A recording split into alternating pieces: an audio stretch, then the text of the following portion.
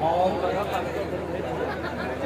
शायर इस्लाम जनाब अहमदुल्लाह भागलपुरी ने ऐसा जाम आपको बुलाया है कि मुझे ये महसूस हो रहा है कि बगैर शराब के नशे और बगैर नशे के झूमने का मंजर पहली बार देखा जा रहा है।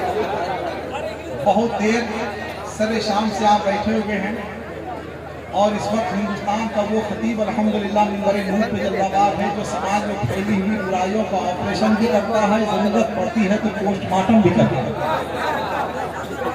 तो समाज में फैली हुई जो भी बुराइयां हैं इंशाअल्लाह उसका ऑपरेशन भी होगा, उसका पोस्टमार्टम भी होगा। मुझे मालूम है कि पहले तालीम इंसान बनने के लिए हासिल की जाती थी, मगर अब उसका हुसूल अफसर बनने के लिए होता है। पहले चारागरी खिदमत खल के लिए सीखी जाती थी, मगर अब नर्सिंग होम खोलने के लिए सीखा जाता है।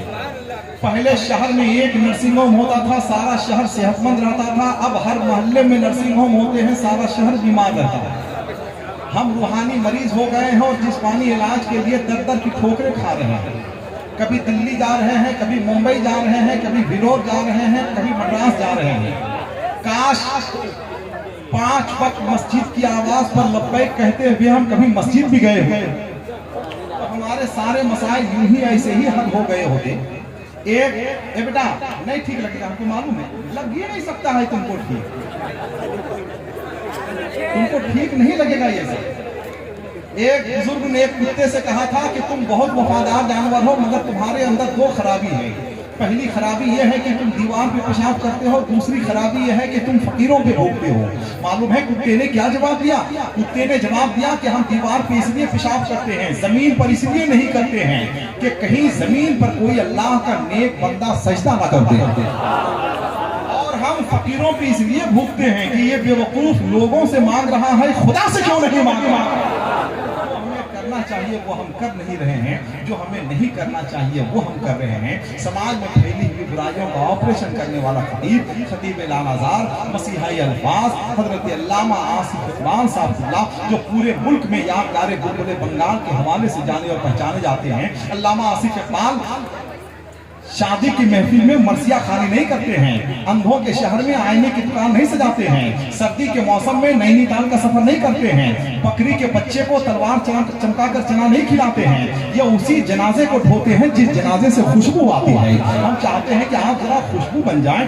जलसे रोज होते हैं, तकरीरें कभी कभी होती हैं, तकरीरें रोज होती हैं, मगर उसके नताइज कभी कभी निकलते हैं। नताइज रोज निकलते हैं, मगर उसके अच्छे असरात कभी कभी मुरतब होते हैं, कभी कभी मुरतब होते हैं। बगदाद के मशहूर आलिम दीन इब्ने सिमाक ने एक दिन अपनी बीवी से पूछा, ये बताओ मेरी तकरीर कैसी होती है? कहा बहुत अच्छी तकरीर होती है, मगर आपकी तकरीर में एक खराबी ये है कि आप एक ही नुक्ते को बार बार बयान करते हैं। तो इब्ने सिमाक ने कहा हम ऐसा इसलिए करते हैं ताकि कम समझ वाले लोग भी अच्छी तरह से समझ जाएं। बीवी ने कहा आपका ख्याल दुरुस्त है, मगर परेशानी यह है कि जब तक कम समझ वाले लोग समझें, समझदार लोग उठकर चले जाते हैं।